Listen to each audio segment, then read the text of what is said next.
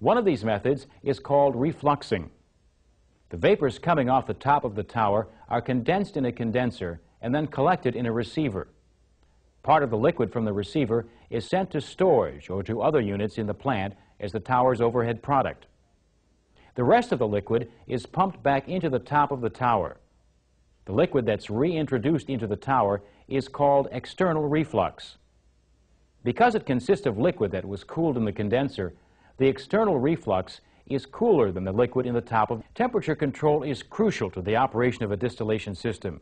Correct temperatures are necessary to vaporize the lighter components of a liquid mixture while keeping the heavier components in the vapors to a minimum. If the temperatures at certain points in the system are either too high or too low, acceptable products won't be produced. Let's go over several points in a distillation system where temperature is monitored.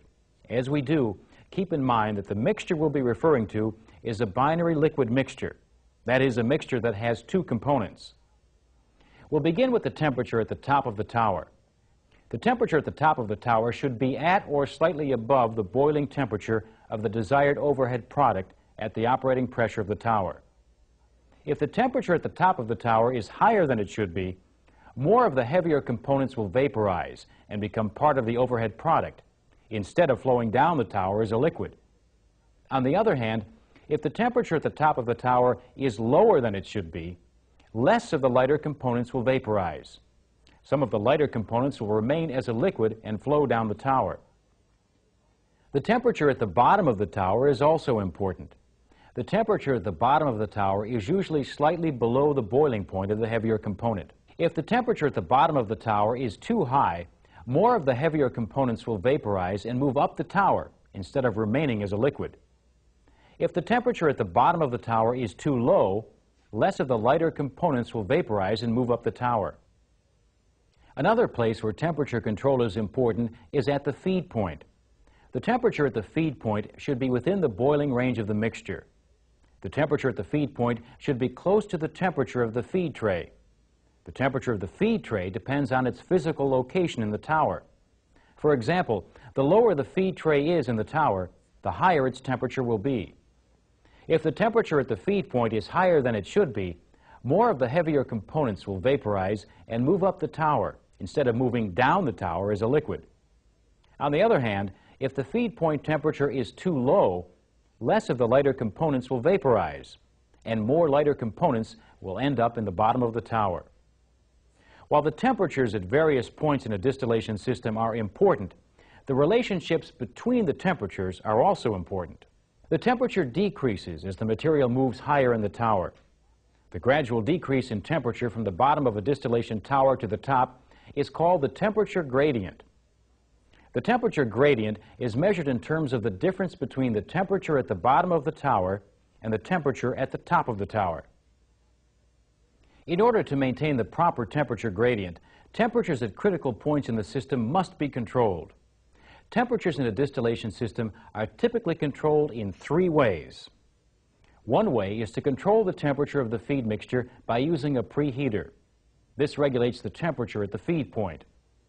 At the bottom of the tower, temperature is controlled by the amount of heat that is added by the reboiler. This added heat is referred to as boil-up. The temperature at the top of the tower is controlled by the amount or the temperature of the cool liquid that's pumped back into the tower from the overhead receiver. This is called the reflux rate. Increasing the reflux rate decreases the temperature at the top of the tower. Some distillation systems contain equipment known as pump-arounds. The purpose of a pump-around is to remove hot liquid from the tower and pump it through a cooler. The cooled liquid is then reintroduced at a higher level in the tower. A pump-around helps control the temperature of the internal reflux. Since pressure affects the boiling temperature of a liquid, it's an important factor in the distillation process. If pressures in a distillation system are not correct, product purity could decrease. Tower pressure is often controlled by a pressure control valve located on the overhead receiver.